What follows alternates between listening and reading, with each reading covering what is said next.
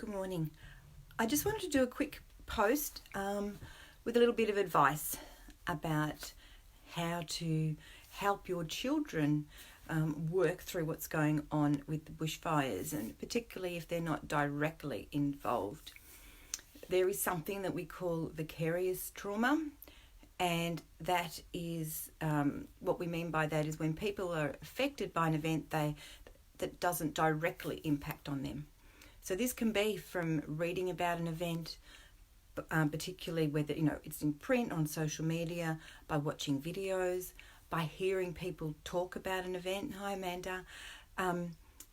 Whatever way they get their information in and how they process it, they're in danger of vicarious trauma. Now, depending on your children, they may be more across social media and what's going on than you are, because they're of a generation where they might be constantly on their phones, checking it even more than what you do. So at this particular point of time, just asking you to be a bit more vigilant and be aware of information. For example, they may come out to you and start talking about a fire that's relatively close to where you are. And it might be something that's got nothing to do with the major emergency, but in their mind, that's what it is. It's all linked. It's all connected with one. So depending on your child, they may need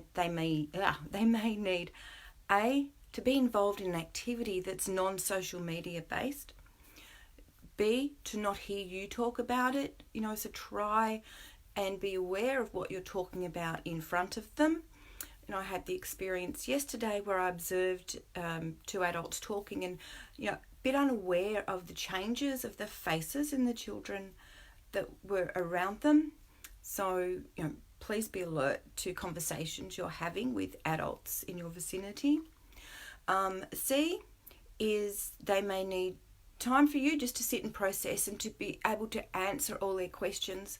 And this can be hard if you're an adult and A, you don't have all the answers, and B, you're anxious yourself or fearful yourself.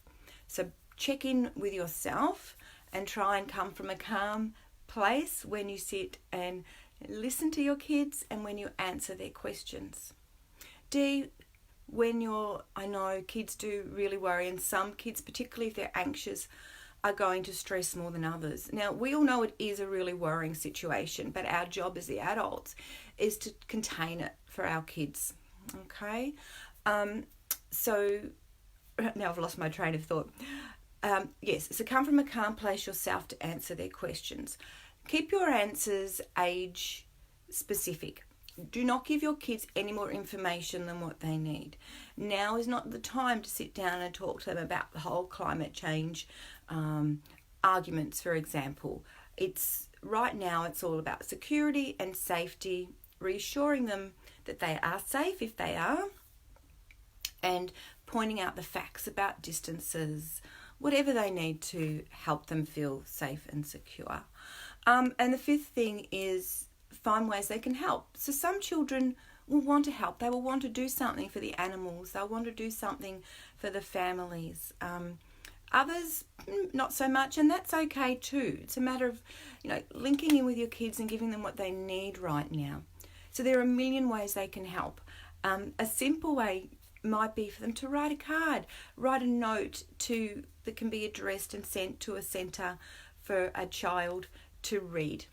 Just simple as that. It could be, address the card. Here's for, a 10-year-old boy, thinking of you, a little bit about your child, what they do, just that reaching out, just creating that connection with someone their own age. And then, of course, there's the physical or monetary ways that you can help as well. But adjust it for your child. There is no shortage of what they can do. So just to recap, 1, be aware of vicarious trauma. 2, try and limit your child's access to social media and be aware that they're probably and maybe seeing and getting more information than you. Fresh water out for the birds and the animals is a fantastic thing to do each day, which reminds me I better change mine as well. Thirdly, I can't remember. The points are all there. Just go back and listen. So vicarious trauma, watch what they do.